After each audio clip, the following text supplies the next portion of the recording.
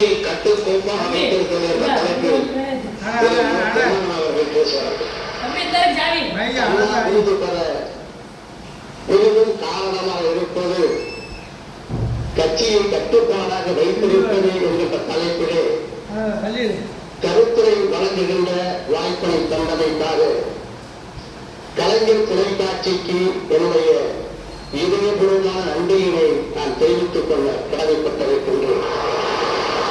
திராவிட முன்னேற்ற கழகம் சீர்மானுக்கு பிள்ளைகள் சிங்கார சோலை அல்ல, மாடி வீட்டு மேலையில் மகிழ்ச்சி கூடமும் அல்ல, உயர்ந்திருந்த தமிழ் சமுதாயத்தை கட்டி எழுப்புவதற்காக, தன்னால உணர்வை ஊட்டுவதற்காக, பிற்படுத்தப்பட்ட அடித்தள மக்களுக்காக உருவாக்கப்பட்ட ஒரு மதத்தான இயக்கம். சாதியின் பெயராலே, சாஸ்திரத்தின் பெயராலே, கடவுளின் பெயராலே ஒரு கூட்டம் பிழைப்பதற்காக உண்டாக்கப்பட்ட மோசடியை தடுப்பதற்காக உருவான இயக்கம். யாருக்கும் தாழாமல், யாரையும் தாழ்த்தாமல், எவருக்கும் அடிமையாக இல்லாமல், எவரையும் அடிமைப்படுத்தாமல் ஒரு சமத்துவ சமுதாயத்தை உருவாக்குவதற்காக உருவாக்கப்பட்ட இயக்கம்.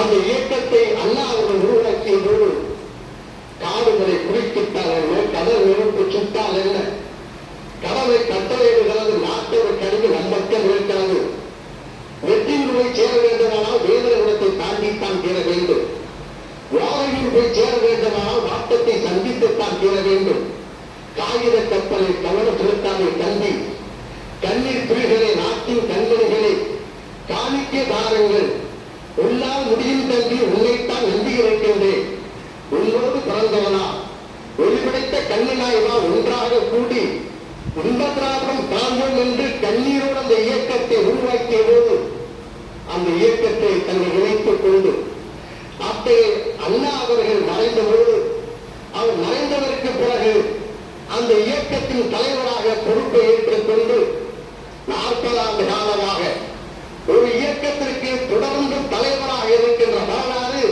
இந்திய துணைக்கண்டத்தை தலைவர் கலைஞர் ஒருவருக்கு தான் உண்டு.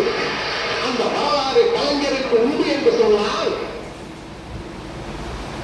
கட்டுக்கோப்போடு கட்டுக்குறையாமல் காத்திருக்கிறார்.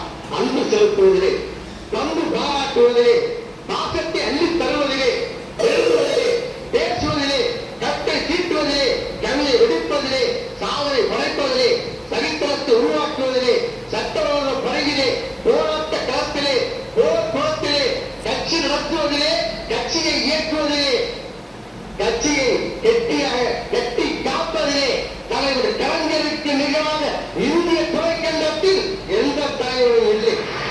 இது கருத்தில் பார்க்கிறேன். அண்ணா அவர்கள் கடையாய் வழங்கினாரே, ஏன் வழங்கினார், எதற்காக வழங்கினார், எந்த காரணத்துக்காக வழங்கினார்? மாநகராட்சி தேர்தலிலே மகத்தான வெற்றியை தேடி தந்தவர் கலைஞர் என்பதற்காக, அந்த கட்சி முதன்முறையாக மாநகராட்சியில் வெற்றி பெற்றது என்பதற்காகத்தான் கடையாளி வழங்கினார்.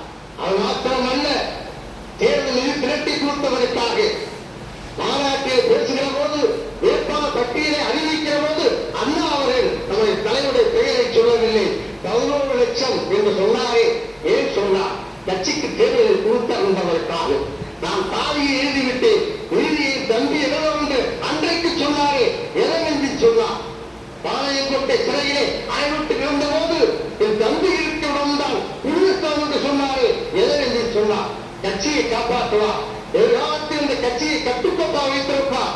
அத்தகைய ஆற்றல் தலைவர் கலைஞருக்குத்தான் உண்டு என்பதற்காகத்தான் அன்றைக்கு அண்ணா கலையாளி வழங்கியிருக்கிறார். ஆகவே இந்த இயக்கம் கம்பீரமாக இந்திய துணைக்கண்டத்தில் நிமிர்ந்து நிற்க என்று சொன்னால் அந்த இயக்கத்தை கட்டுக்கோப்பாக கலைஞர் நடத்தி வருகிறார். அதற்காகத்தான் அண்ணா அவருக்கு வழங்கப்பட்டிருக்கிறார் சொல்லி